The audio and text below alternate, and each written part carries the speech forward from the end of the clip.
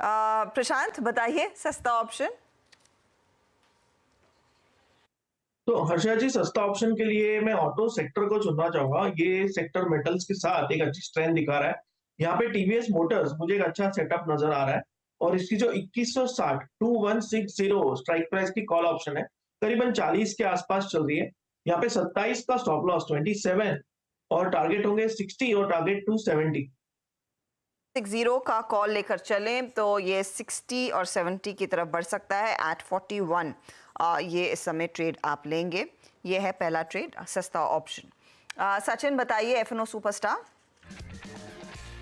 अर्चना, मुझे लग रहा है यहाँ पर फोकस में रखना है एनबीएफसी को ही, एंड वहाँ पर श्रीराम फाइनेंस में एक अच्छा कंसोलिडेशन बेस नजर आया है। पिछले 4 दिनों से इसी पर्टिकुलर लेवल के आसपास ये कंसोलिडेट हुआ है।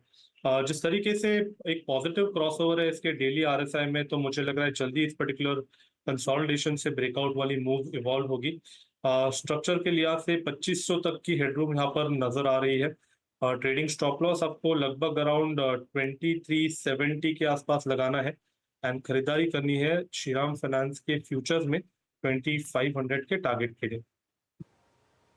2500 के टारगेट के लिए श्रीराम फाइनेंस में एक मौका, तो ये भी देखिए तेजी वाला ट्रेड। और सचिन साफ है इस बात को लेकर कि देखिए जहां मोमेंटम है उसी में रहिए। एनबीएफसी में पूरा फ्लेवर खरीदारी का साफ बनता दिखाई दे रहा है। मानस, आपकी बारी, बताइए चार्ट का चमत्कार।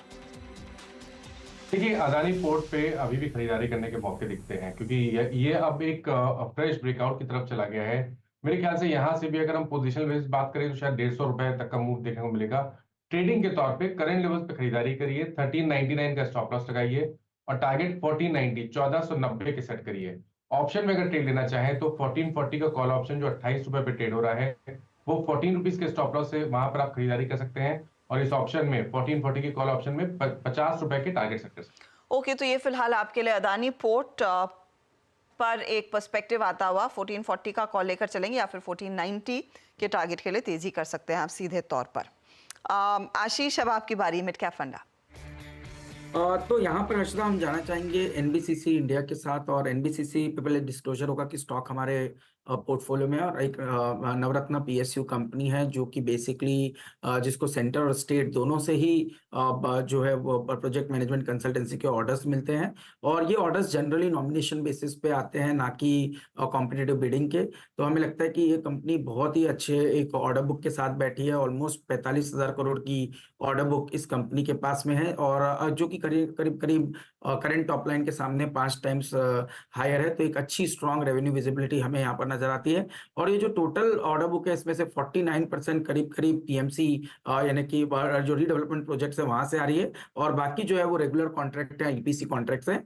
तो हमें लगता है कि एक स्ट्रॉन्ग रेवेन्यू विजिबिलिटी इस कंपनी के अंदर में बनी हुई है, और इस समय पे कंपनी के पास और भी हमारा मानना है कि जो 20,000 करोड़ की ऑर्डर्स जो है वो अभी एग्जीक्यूशन के अंदर में, और ऑलमोस्ट 10,000 करोड़ के ऑर्डर ऐसे जो टेंडरिंग फेज के अंदर पे इस समय पे देखने को नजर आ रहा है। तो ऑल इन ऑल हमें लगता है कि ये कंपनी एक स्ट्रॉन्ग इंफ्रास्ट्रक्चर पुश के चलते एक अपसाइड दिखाएगी। टेक्निकली में हम देख रहे हैं कि यहाँ पर भी एक अच्छा कंसोलिडेशन एनबीसीसी के अंदर में हुआ है, जिसकी वजह से 144 पे एक अच्छा बेस बन चुका है। अगर से बेस स्टॉक होल्ड करता है तो मेरा मानना है 180 185 के जो पुराने ऑल टाइम हाई के जोन है वो स्टॉक इवेंचुअली क्रॉस करता हुआ नजर आएगा। ओके, तो एनबीसीसी में एक अपॉर्चुनिटी देखिए, पीएसयूज में कई सारे मौके हैं और उसमें से एक एनबीसीसी है। चलिए फटाफट से मैं सारे ट्रेड्स आपके सामने रख रही हूँ।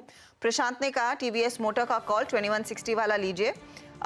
इनका 41 के आसपास रिकमेंडेशन आया था, अब 46 पर ट्रेड कर रहा है ये। 60 to 70 के टारगेट्स रहेंगे। दूसरी ओर श्रीराम फाइनेंस 2500 के लिए एक मौका सचिदानंद ने पिक किया है। 2370 स्टॉप लॉस रहेगा। मानस कह रहे हैं अदानी पोर्ट 1490 के लिए तेजी कीजिएगा। यहाँ पर वो स्टॉप लॉस का लेवल होगा 1399 का। और साथ ही अब एनबीसीसी का जिक्र जो आशीष ने किया है। आशीष, हम कुछ देर पहले आईटीसी डिस्कस कर रहे थे नंबर्स पर।